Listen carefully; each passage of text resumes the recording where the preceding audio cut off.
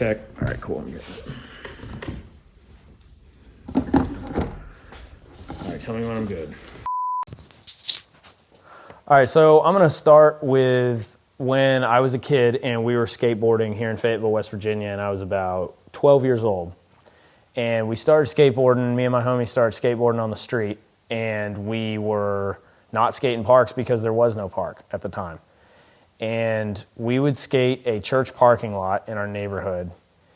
And at 13, we were skating in the parking lot, and me and the homies are over there riding, and cops roll up. And we're all kids, so we don't know what to think. We didn't even know it had anything to do with us. We hop off our boards. And local PD comes over, and they were respectful, but they're like, this old lady called the cops on you guys and said that they saw you doing a drug deal and this, that, and the other, and we need to dump your backpacks out. We're like, man, we're just skateboarding. We're not doing anything. Well, long story short, we wound up dumping our backpacks out. At 13 years old, we're over there dumping our backpacks out on the ground, and this cop's sorting through our stuff. And that's the way it was back then. If you were skateboarding on the streets, you would get your board confiscated if you were warned more than once or twice. And some cops, you wouldn't get one or two warnings from. They would just confiscate your board. And it was a completely different town. And no one really wanted you on the road, and you didn't have anywhere else to skate. So we did what we could, and we were out there ollieing potholes and making it work. And when we were older teenagers, we skated the park, and there wasn't much of a scene, but we were happy to have what we had. And as we all got older, we wanted to make something that was ours. We wanted to make something that was just for skateboarders. We wanted to make something that we couldn't get kicked out of, and we couldn't lose. And we can come here, we can make a fire in the back, we can shoot the guns off, we can ride around dirt bikes, we can do whatever we want, and it's taken from the DIY ethic that was pushed by Skatopia, and local groups like that inspired us to do what we did here. And Jeff Grosso said there's a lot of different skateboarder types that you can be.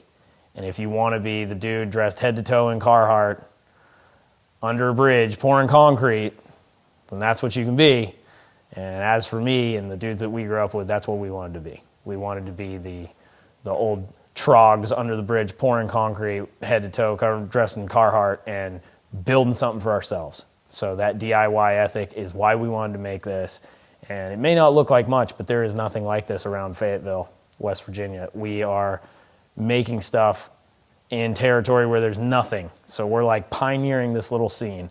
When it comes to skateboarding here, the skateboarders in this town are all in my cell phone.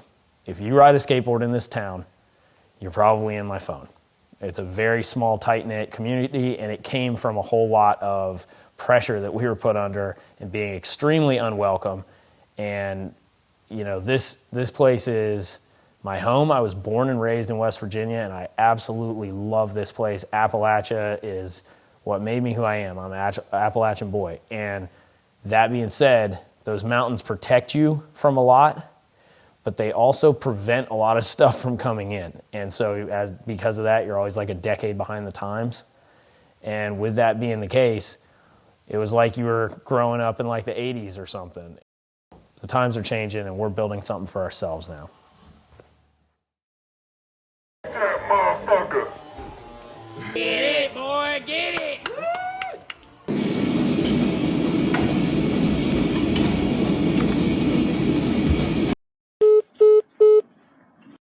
Wake up, Jakey. You little sleepyhead ass boy, wake up. Come to the ramp. Beer and pizza at 7. It's time to skateboard. Wake your punk ass up.